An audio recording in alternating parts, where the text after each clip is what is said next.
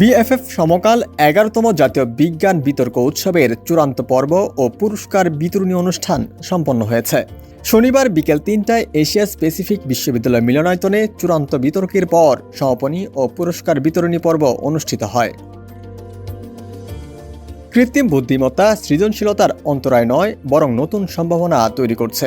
এই বিষয়ে ফাইনালে মুখোমুখি হয় ময়মনসিংহ জিলা স্কুল ও শহীদ পুলিশ স্মৃতি কলেজ। দুই দলের তুমুল লড়াইয়ে জমে ওঠে বিতর্ক অনুষ্ঠান। বিচারকদের চোখে এবারের আসরের সেরা দল নির্বাচিত হয় ময়মনসিংহ জিলা স্কুল। সেরা বক্তা নির্বাচিত হয় চ্যাম্পিয়ন দলের দলনেতা অরিজিৎ চৌধুরী। সমকালের সম্পাদক শাহেদ মোহাম্মদ আলীর সভাপতিত্বে সমাপনী ও পুরস্কার বিতরণী অনুষ্ঠানে অতিথি হিসেবে উপস্থিত ছিলেন শিক্ষাবিদ ও লেখক অধ্যাপক মোহাম্মদ কাইকোবাদ, ইন্ডিপেন্ডেন্ট ইউনিভার্সিটি বাংলাদেশের উপাচার্য অধ্যাপক মোহাম্মদ তামিম, বাংলাদেশ ফ্রিডম ফাউন্ডেশনের নির্বাহী পরিচালক সাজ্জাদুর রহমান চৌধুরী। তরুণ প্রজন্মকে বিজ্ঞান বিতর্কের মাধ্যমে আরও সামনে এগিয়ে নিয়ে আসার বিষয়ে আশাবাদ ব্যক্ত করেন বক্তারা। গত 4 মাস আপনারা জানেন যে দেশের 64 জেলাতে আমরা প্রথমে এই বিতর্কটা হয়, পরবর্তীতে 9টি অঞ্চলে বিতর্ক হয় এবং তারপরে 9টি অঞ্চলের চ্যাম্পিয়নরা ঢাকাতে এসে গতকাল এবং আজকে এই দুটো দিন আমাদের সাথে তারা আয়োজনে অংশ নিয়ে একেবারে শেষ পর্যায়ে আজকে আমরা এই জায়গায় উপনীত হয়েছি। এই কারণে আমি আমাদের যারা এর সাথে সংশ্লিষ্ট ছিলেন সমস্ত শিক্ষা প্রতিষ্ঠানের শিক্ষক, অভিভাবক এবং যারা বিতার্কিকরা এখানে এসেছেন তাদের সবাইকে আমাদের পক্ষ থেকে ধন্যবাদ ও কৃতজ্ঞতা জানাচ্ছি। ভিন্ন মত নিয়ে সবাই মিলে একসাথে থাকব, এটাই আমাদের বিতর্কের শিক্ষা। বিতর্ক শেষে দুই দল হাত মেলাবে, কথা বলবে, চিন্তাভাবনার বিনিময় করবে, এটাই আমরা চাই।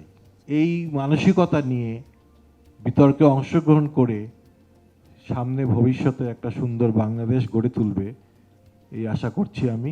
আমাদের এই দেশে অনেক নামকরা বিজ্ঞানী ছিলেন।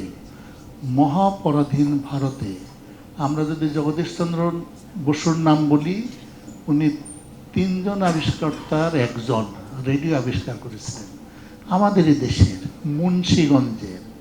তার নাম মনে হয় ঢাকা শহরের কোথায় আমরা খুঁজে পাবো না। We are designing the best sons of the soil. সুতরাং আমাদের গতি হলো অধোমুখী, ঊর্ধ্বমুখী না, অধোমুখী। আমরা যাতে আমাদের সংস্কৃতিতে এই পরিবর্তনগুলো করি। আমি এই বিতর্ক প্রতিযোগিতা আয়োজন করার জন্য ফ্রিডম ফাউন্ডেশন এবং সমকালকে আবার অভিনন্দন জানাচ্ছি, কৃতজ্ঞতা জানাচ্ছি।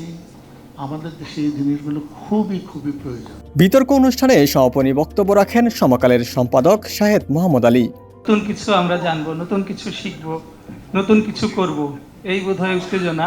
ঢাকার বাইরে আমরা যেসব 520টা স্কুল যুক্ত হয়েছে এই বিতর্কে, এবং আমি মনে করি যে সেখানেও খুব প্রাণবন্ত বিতর্ক হয়েছে, উৎসবমুখর হয়েছে। আমরা যতটুকু দেখেছি, আমরা অনেক ছবি দেখেছি আপনাদের যারা ঢাকার বাইরে বিতর্ক করেছেন, অনুষ্ঠান করেছেন। তো সব কিছু মিলে আমরা খুবই উৎসাহিত যে সমকাল এই ধরনের কাজের সঙ্গে, এই বিতর্কের সঙ্গে, এই চিন্তাশীল সমাজ তৈরির সঙ্গে, চিন্তাশীল প্রজন্ম তরুণদেরকে সহায়তা করার জন্য আমরা সবসময় আপনাদের পাশে থাকব। পুরস্কার বিতরণী অনুষ্ঠানে অতিথিরা চ্যাম্পিয়ন ও রানার্স আপ দলের সদস্যদের পুরস্কার হিসেবে ল্যাপটপ তুলে দেন। পাশাপাশি তৃতীয় ও চতুর্থ রানার্স আপ দলগুলোকেও স্মার্টফোন তুলে দেওয়া হয়। এছাড়া 4 দলের সদস্যদের মাঝে ক্রেস্ট ও সনদ বিতরণ করা হয়।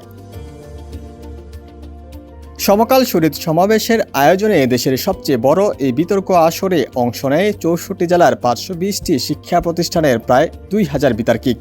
জেলা, বিভাগ, জাতীয় পর্যায়ে চূড়ান্ত আসরে সমাপনী ও পুরস্কার বিতরণের মধ্য দিয়ে পর্দা নামল বিএফএফ সমকাল জাতীয় বিজ্ঞান বিতর্ক উৎসবের। ওমর ফারুক, সমকাল, ঢাকা।